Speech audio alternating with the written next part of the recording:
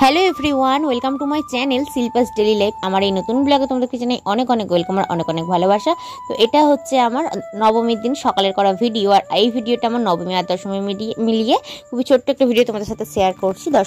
নবমীর দিন সকাল সকাল বসে গেছিলাম বাসি লুচি নিয়ে, যেহেতু অষ্টমীর দিনে লুচি হয়েছিল, সেই লুচি চা আর বিস্কুট নিয়ে একটু বসে গেছি। তো তারপরে এখানে করে নিয়েছিলাম টিফিন।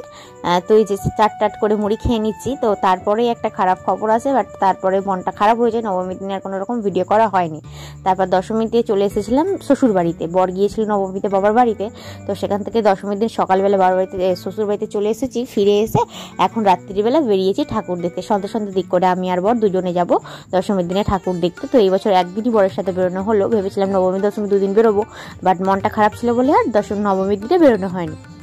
তো বাগদানের কয়েকটা ঠাকুরের দেখে নিলাম আর কি, আমি আর বর দুজনে মিলে বেরিয়েছিলাম। বেশ মণ্ডপগুলো বেশ ভালো হয়েছিল আর প্যান্ডেলটা ভীষণই ভালো লাগছিল আমার।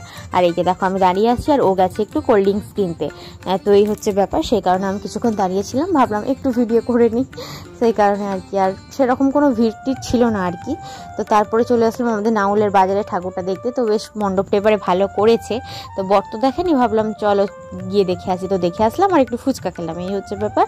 আর কয়েকটি ঠাকুর দেখেছি এবারে। তো চলো ছোট্ট একটি ভিডিও তোমাদের সাথে আজকে আমি শেয়ার করলাম। ভিডিওটি তোমাদের কেমন লাগলো অবশ্যই কমেন্ট করে জানিও। যদি ভালো লেগে থাকে লাইক করো, কমেন্ট করো, আর চ্যানেলটিকে সাবস্ক্রাইব করে আমার পাশে থেকো।